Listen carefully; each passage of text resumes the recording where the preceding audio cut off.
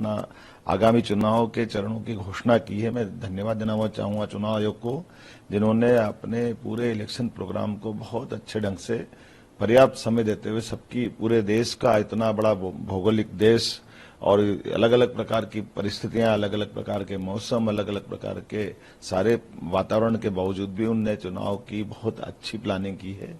खासकर मध्य प्रदेश में 4 चरणों में जो चुनाव रखा है, मैं बधाई देना चाहूंगा। निश्चित रूप से हमारी सरकार चुनाव आयोग के निर्देश में पूरे व्यवस्थाओं के साथ जो चुनाव आयोग चाहेगा, हम सारी सुव्यवस्था बनाते हुए मदद भी करेंगे। मैं खासकर 19 अप्रैल हमारी 6 सीटों के चुनाव है, जो सीधी, शहडोल, जबलपुर, मंडला, बालाघाट, छिंदवाड़ा।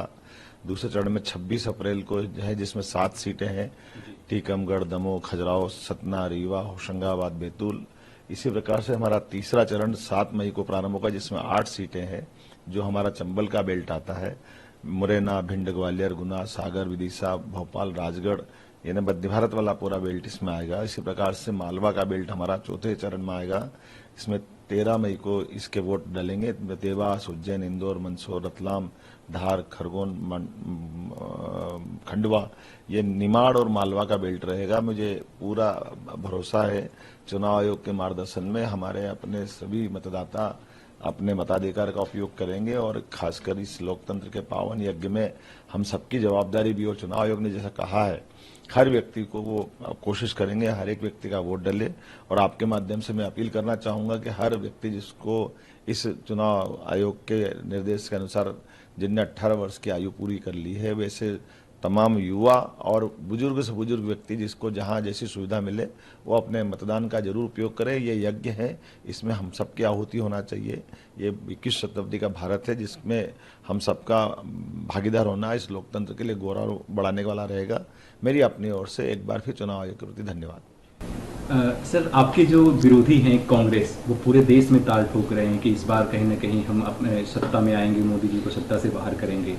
मध्य प्रदेश में और पूरे देश में आप लोग कितने आश्वस्त हैं? देखिए, चुनाव का नतीजा 2014 का लो, 2019 का लो, लोकसभा के दोनों चुनाव में कांग्रेस और धीरे धीरे सतल में जा रही है, और आने वाले समय में तो कांग्रेस की और बुरी स्थिति रहेगी। आज मध्य प्रदेश में तो कांग्रेस छोड़ो अभियान चल रहा है, जहाँ जहाँ राहुल गांधी गए वहाँ पीछे पीछे लोग कांग्रेस छोड़ते हुए जा रहे हैं, और अभी 50,000 से ज़्यादा कार्यकर्ता कांग्रेस के अलग अलग स्थान पर कांग्रेस छोड़ने को तैयार है।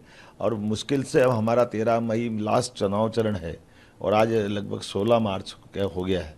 आप बताइए, 60 दिन भी हमारे पूरे नहीं बचेंगे, लेकिन इतने कम समय में पूरा चुनाव होगा तो कांग्रेस अपने कैंडिडेट नहीं घोषित कर पा रही, कांग्रेस को कैंडिडेट नहीं मिल रहे, कांग्रेस की कोई तैयारी चुनाव को लेकर नहीं है। लेकिन फिर भी मैं तो उनके प्रति सद्भावना दिखाता हूं कि वो अपनी तैयारी करे। अभी इस चुनाव में तो जो होना हुआ, कांग्रेस अपने पुराने गौरवशाली अतीत के कारण जानी जाती थी, लेकिन कमजोर लीडरशिप में जो कांग्रेस की दुर्दशा हुई है, मैं उम्मीद करता हूं कि उनके नेता इसका विचार करेंगे और वो अपने बारे में, अपनी पार्टी के बारे में जरूर कोई अच्छा कदम उठाएंगे।